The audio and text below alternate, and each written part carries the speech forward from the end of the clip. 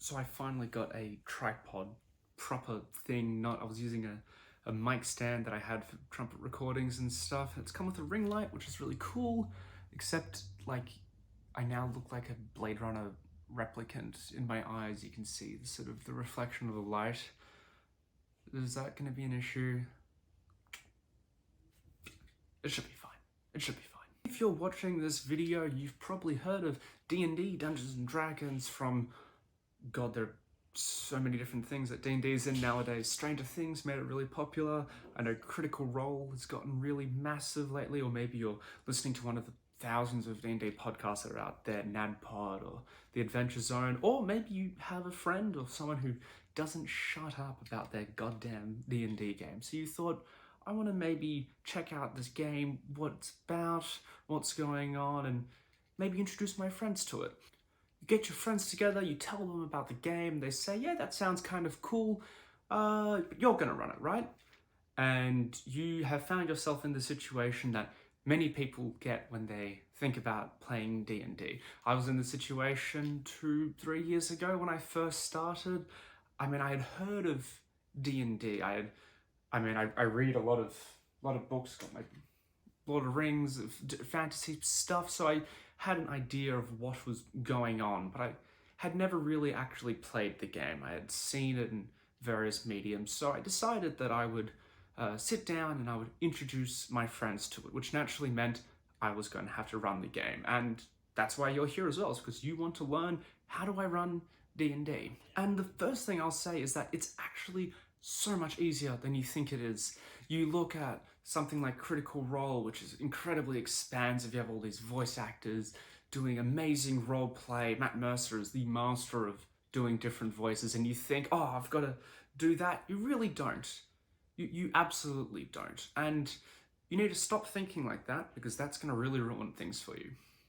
Running D&D can be as simple as using M&Ms as monster tokens on a grid and, doing a couple of bad voices, or even doing no voices at all. The important thing is starting, and that's why we're going to talk about how you can easily start running D&D.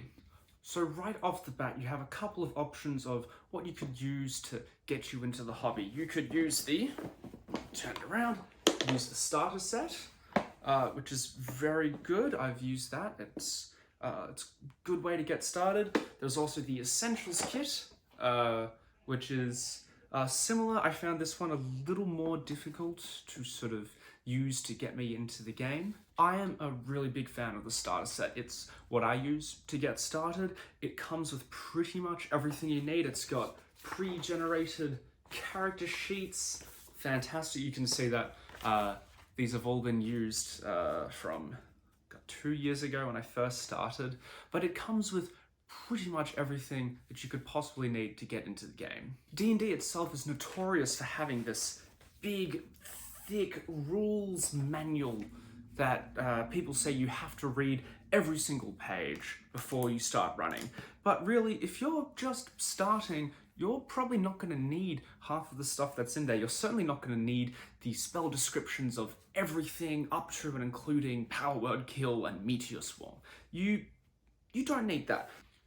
You only really need what's included in the starter set, which is the starter set rulebook. It's a 30-something page document which has everything you would possibly need for your first couple of sessions. Like I said, you don't need details on high-level spell stuff or what's happening in the monk class at level 7. You're not going to worry about that. You'd be starting at level 1, and very handily they've included with the rulebook a adventure, Lost Mines of Phandelver, which is it's really great. I really enjoy this. I have run at least the intro of this a couple of times by now, 3 or 4 at this point. It's got a really fantastic sort of breakdown of everything that's going on, and it has this fantastic goblin hideout, which I love using. I think it's fantastic.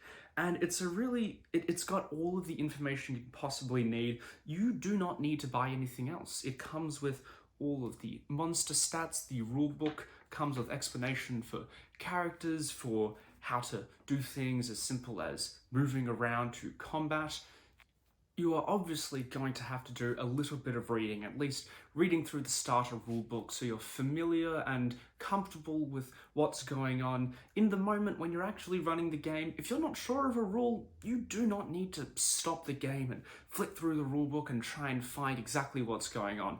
There is no issue with, and it's recommended, that you come up with an adjudication in the moment and you look it up afterwards, or if it makes sense to you then, keep using it. Why not? The rules are not they are not there to confine you and stop you from having fun. The most important thing is that you and your players are having fun. Something you might see in this adventure, in another adventure that you maybe buy, is that it will say you must read this adventure cover to cover, every single page, every single word before you run it. And that's not really true.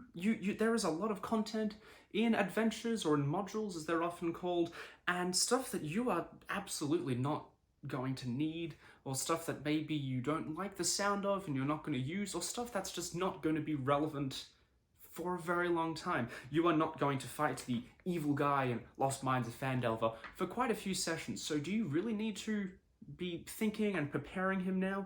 No, you don't. And I would say, particularly for Lost Mines of Phandelver, you only really need to read the first, about 13, 14 pages or so, which is the Goblin Hideout. Itself will give you different boxed sections that you're supposed to read out loud to give the detail to your players of what's going on. And you can use those, you can read out the boxed text if you want. I never did. I read them, I would highlight key points, and I would draft up my own notes in a Word doc. I much prefer bullet points rather than big blocks of text to read out. But it is all in here. You have the box text, which gives you all the information. You've got the map, which you can use if you want. If you want to get on the grid, you can do that. We'll do another video about that another time. But you don't even need a grid. You can do this completely theatre of the mind. You can use just your own descriptions, saying, well, there are 3 goblins, they're all about 30 feet away from you. There's another group of goblins 60 feet away. That's all you really need. D&D is all about your imagination, what you can create. You can do a lot of games without even getting into, miniatures and everything. I quite like them, so I use them. But all you really need is this starter set. It is the easiest way for you to begin playing. So that's the starter set. I think the best way for you to get started in playing this fantastic game. I can guarantee you that you will at least have 4 hours of gameplay for it. And for 20, 30 bucks, that's not bad. And there is so much in there. This is something that you could play for years, for decades. I think you would really enjoy it, and I reckon your friends will too. There is, of course, a lot of stuff that I have not covered, which really you can cover yourselves. You can read the starter set rulebook. It's all in there for you, and part of the job of the Dungeon Master is sort of explaining and, onboarding the players and how the game works. But we will do another video very soon, talking about the character sheets, what all those numbers mean, and how the dice are used, and what is going on with all of those. There's a 20-sided, there's a what do I add if I'm doing this, or why is this character better than that? But that's something that we'll look at for another time.